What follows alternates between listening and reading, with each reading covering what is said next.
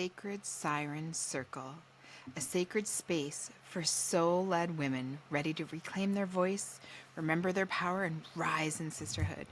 I am your host, Marnie Benninger, mama, soulpreneur, rebirth alchemist, Ayurvedic guide, and sacred space holder for women who are done living in silence.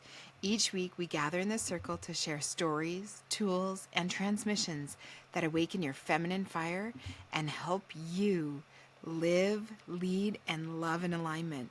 So take a breath, drop in, and let your sacred siren rise.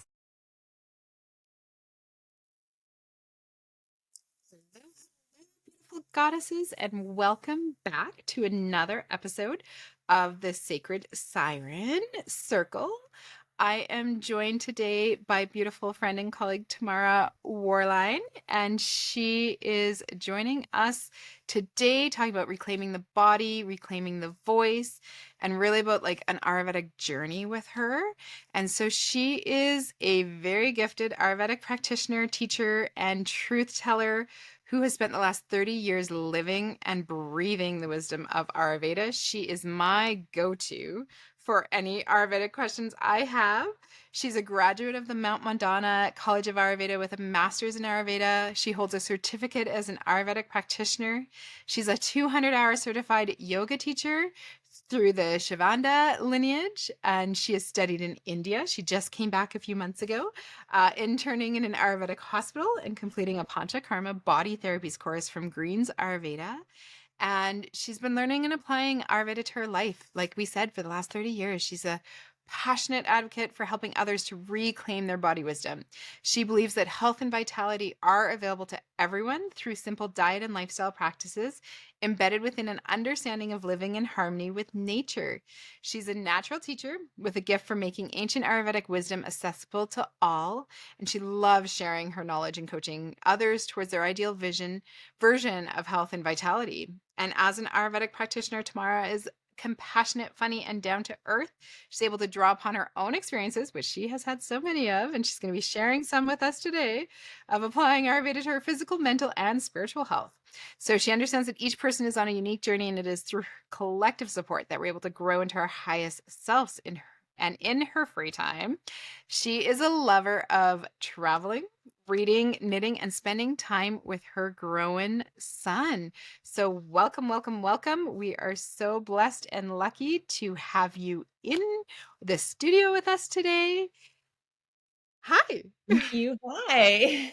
Thank you. Oh my gosh, it's so crazy hearing that like read back to me. Like I I'm like, oh know. my gosh, I did all those things. It's You did all true. those things. That's You true. are It's me.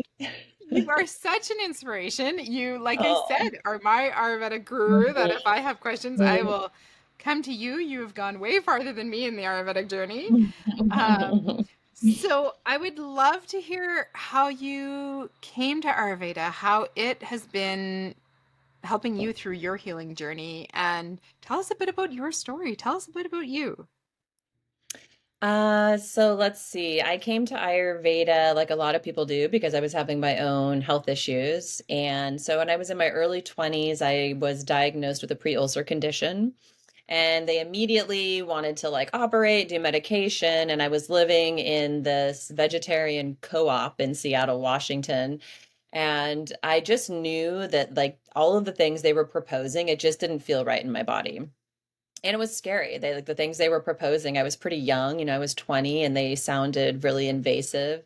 And I had a roommate at the time and he was like, "You should go see my Ayurvedic doctor." I had never heard of Ayurveda. I had actually just returned from India like maybe a year prior where I was more studying yoga, but I hadn't really, wasn't really very aware of Ayurveda.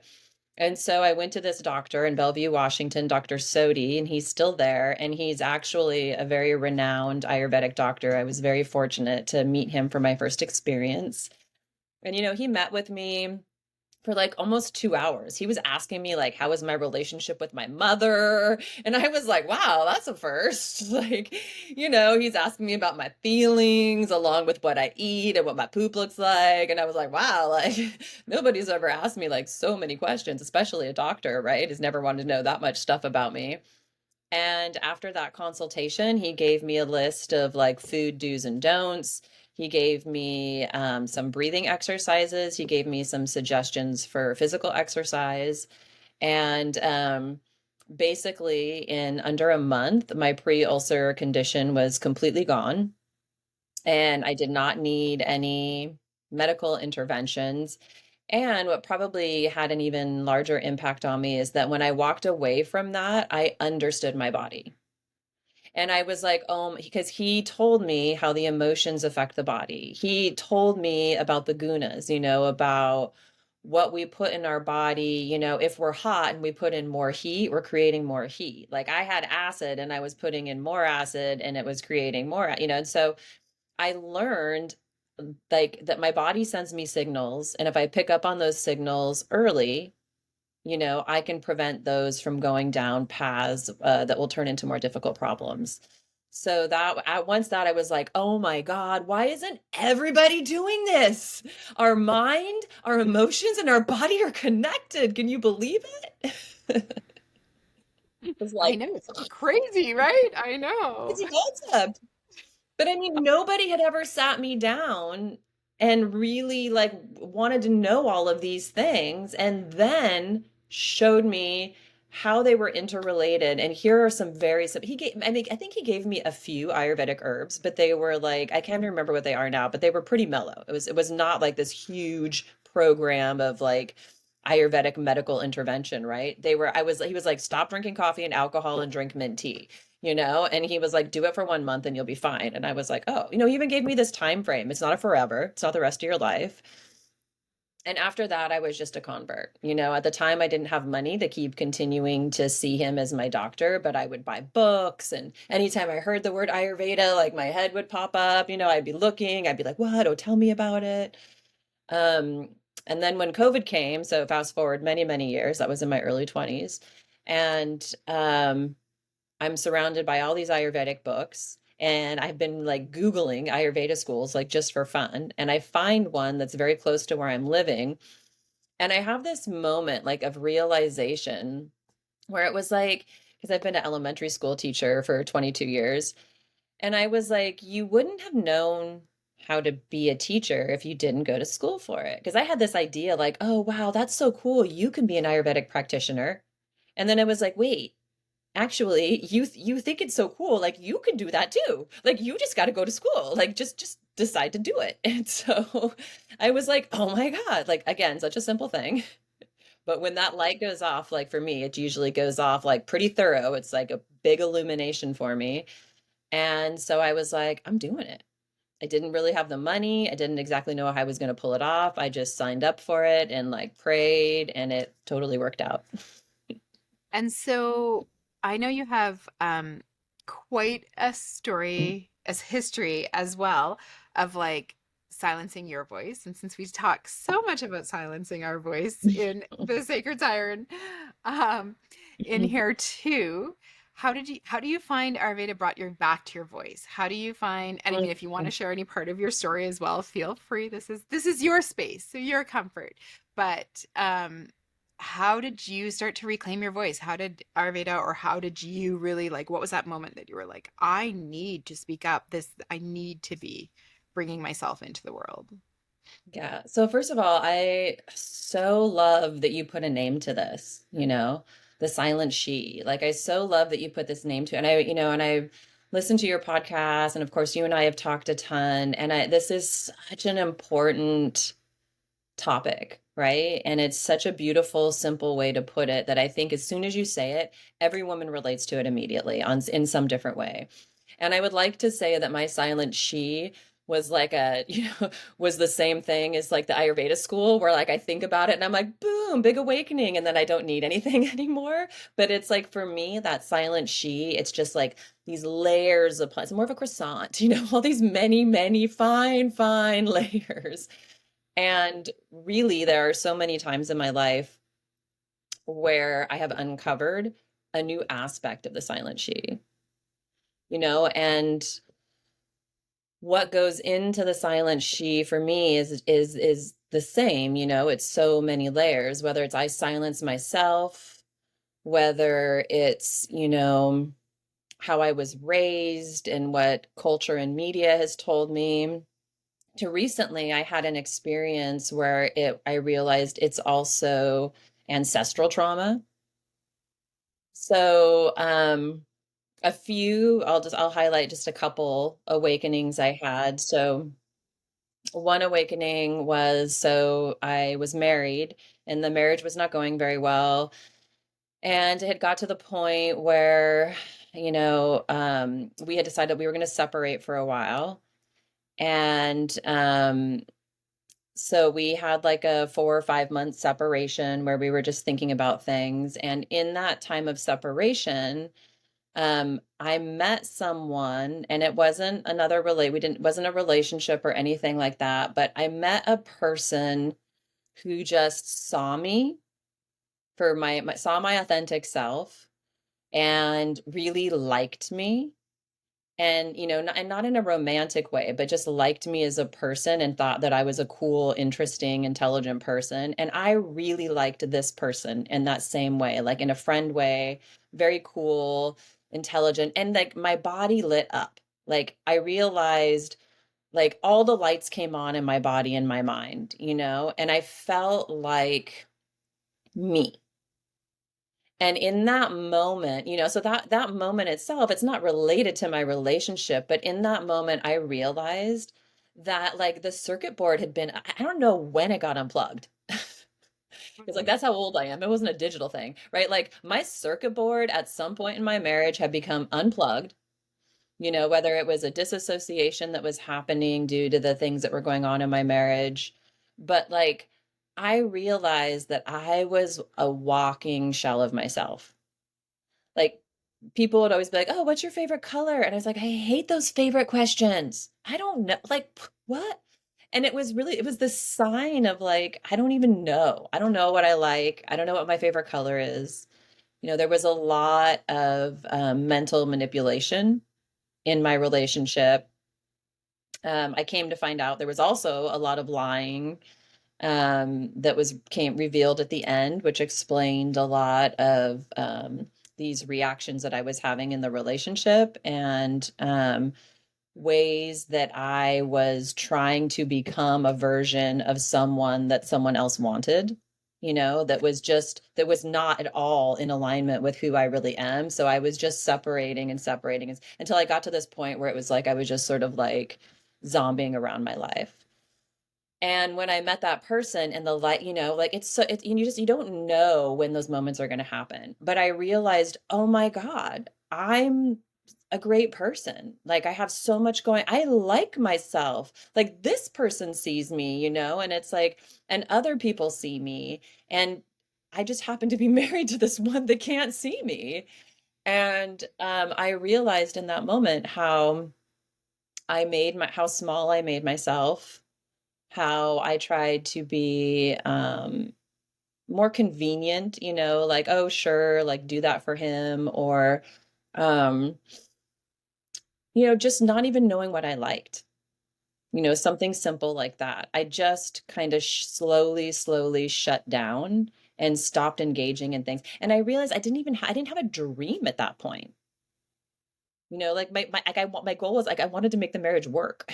Like that was about it. Like there was no bigger dream for me at that moment in time.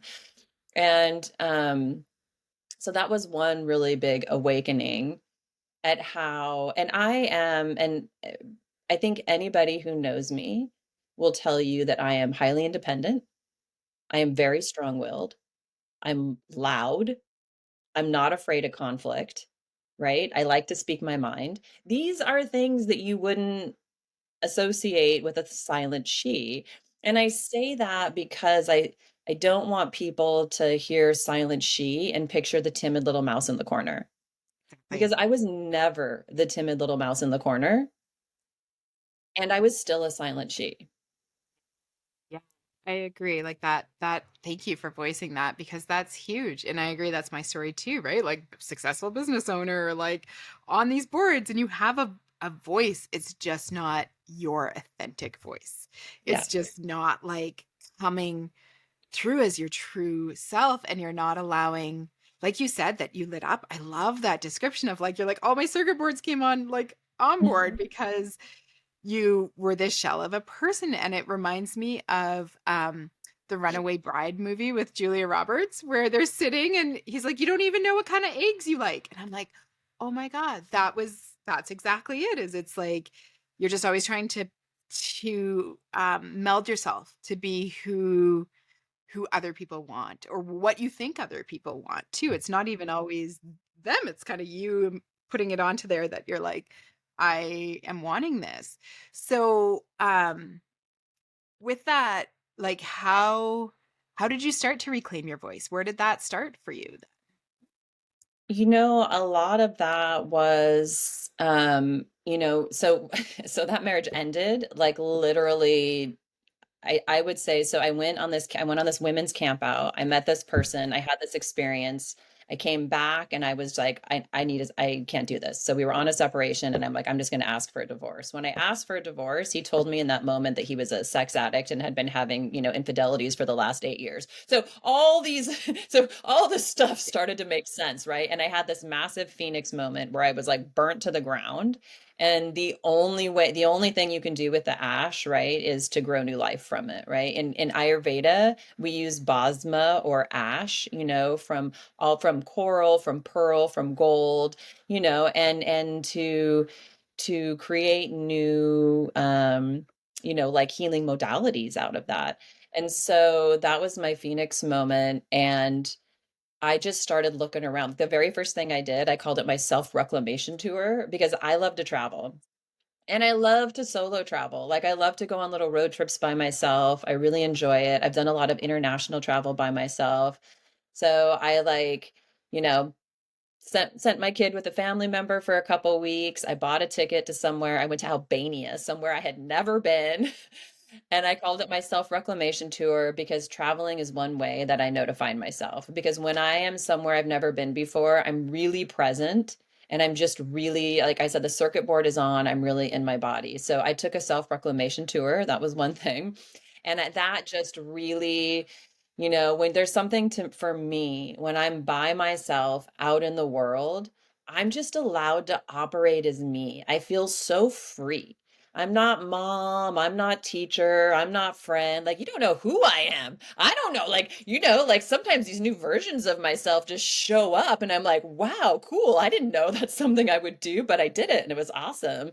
And so traveling for me really brings me home to myself. So I gave myself that gift, my self-reclamation tour.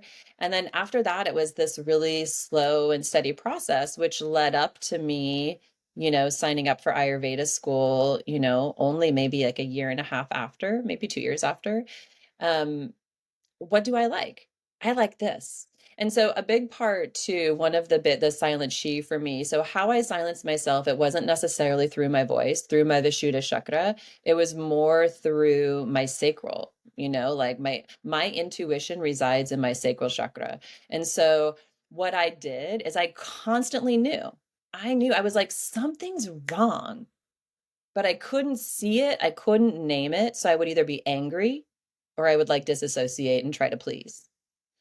And I just kept being like, yeah, you're a weirdo because you can't see anything. So as soon as that marriage ended, I made a vow to myself that I would never not listen to my intuition. When my sacrum goes off and I have that, now I listen to it. So that was a big silent she that was like annihilated. I was like, no more silent she, sacral chakra.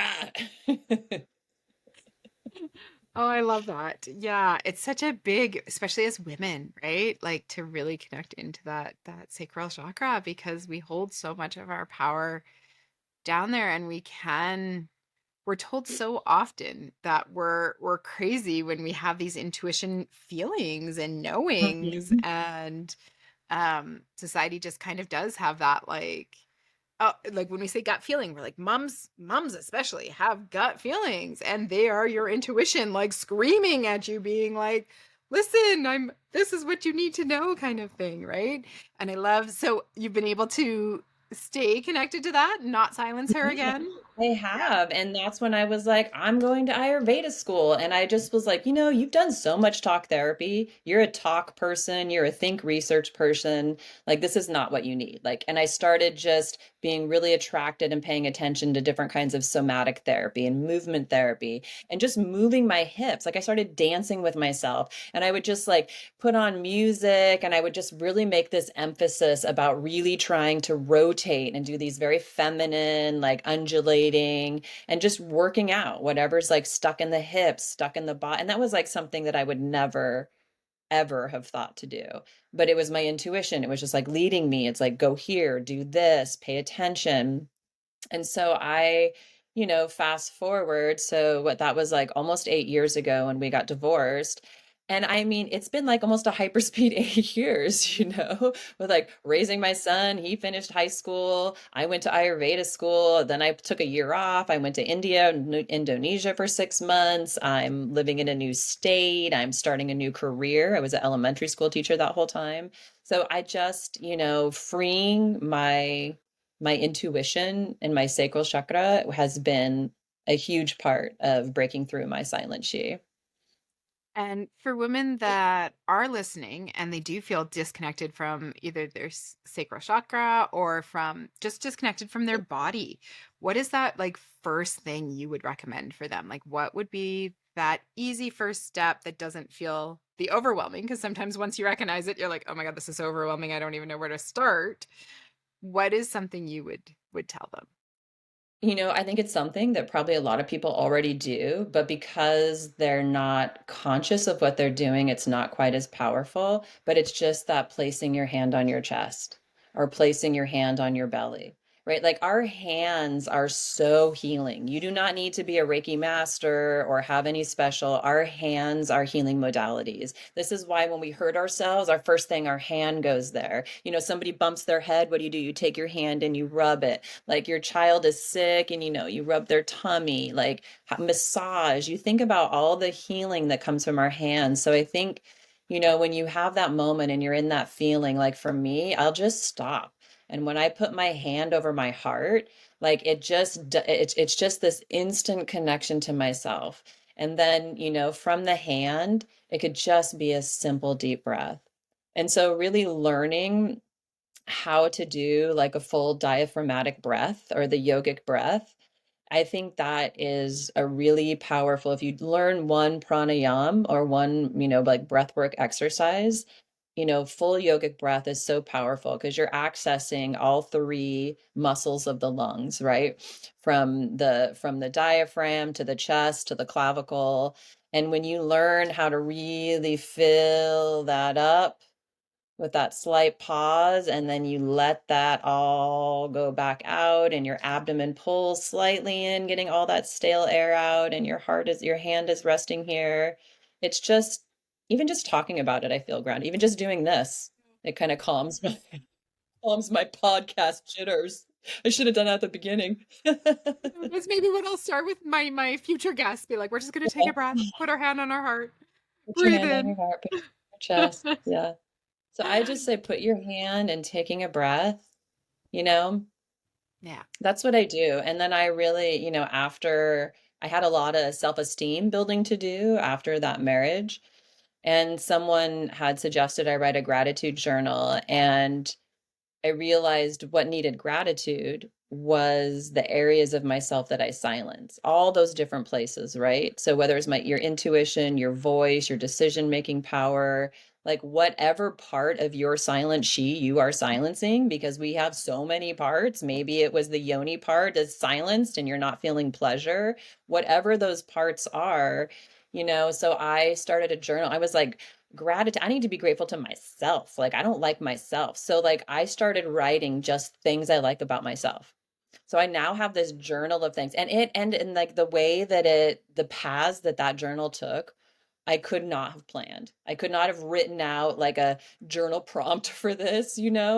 And anything from I love that little freckle on my thigh to, really deep things about how I think about the world and I show up in the world. And so I think that's also a really powerful practice. And I'll still go back and read that journal.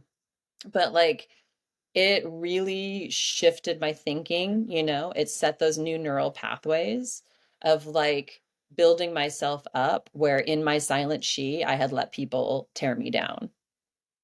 So there's like that unvoicing, but when we unvoice, there's also likely damage or trauma that's been done from the silent she. And so like how do we build her back up? And Ayurveda is a really great tool because Ayurveda pays attention to the mental and emotional bodies, not just the physical bodies. So we know if you're hurting in your physical body, there chances are there's a correlation to something in your emotional mental body. If your emotional bodies are at imbalance, then there might be something that needs to be regulated in the physical body. And this is how we keep everything in balance. So beautiful. So, we try to keep our episodes to around 20 minutes, and we're coming up to kind of that point here because we know how busy women are out there, and we try to cram as much in those 20 minutes that we can connect you to. Um, and so if there is a woman listening that is feeling disconnected, is feeling she's in that silence, she is maybe in a relationship that she knows is not right for her, any of these things, what's the one thing you would want her to know? Hmm.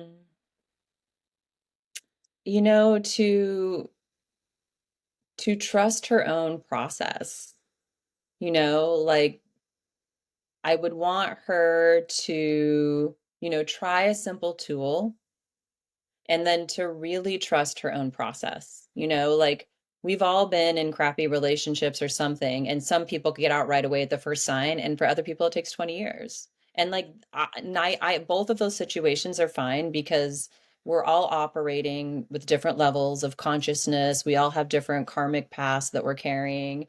And, trust your process. It's yours, it's your process. You get to stay, you get to go, you get to think, you get to, like allow yourself the grace to be right where you are and to just trust that everything changes, right? Everything moves. Nothing lasts forever. Feelings don't last forever.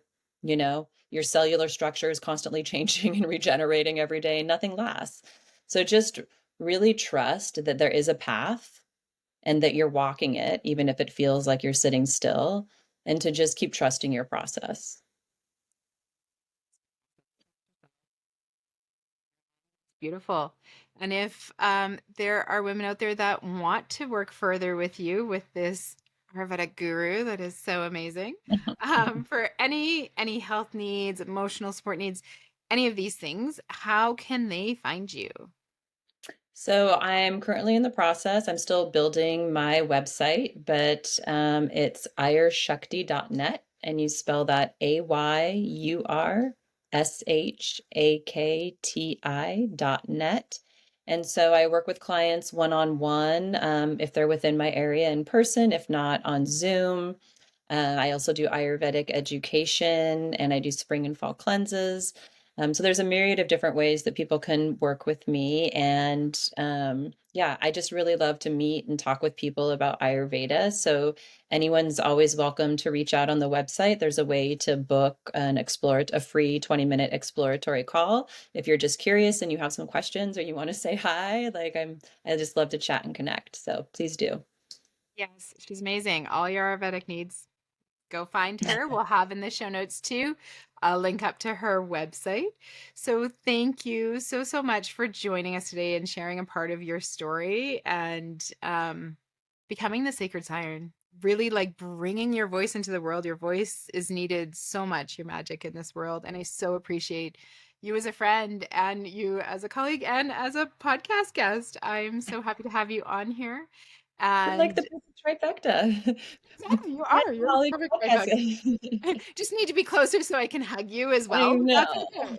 We will Yeah, hey, travel I, together. I went from California to Washington, so I'm No. creeping closer to Canada. Way up to me. So today we had Tamara Worline on with us, this Ayurvedic just Shakti sacred siren, and I'm so blessed to have her as a friend. And you can find her in the show notes below. And if you want to know more and hear more of her story, let us know, and we'll bring back guests that we want to hear more from. And I know she has so many more tidbits and wisdom that I have no doubt will be coming back on Yeah, I'm sure so together. many And things. we have future things we're planning. So Yeah. look for all of our things together. And yeah, and in love and light, I just am so blessed to have you on here. And just a reminder to everyone listening that you may have started as a silent she, but we are not ending as a silent she. So sending so much love to all of you. Thank you Thank so much. I you. really am honored that you had me on today, and I'm just so grateful that you are giving name and voice to these things that we all carry around as women. So thank you. It's a amazing service that you're doing. I love you. Thanks, love. I love you too.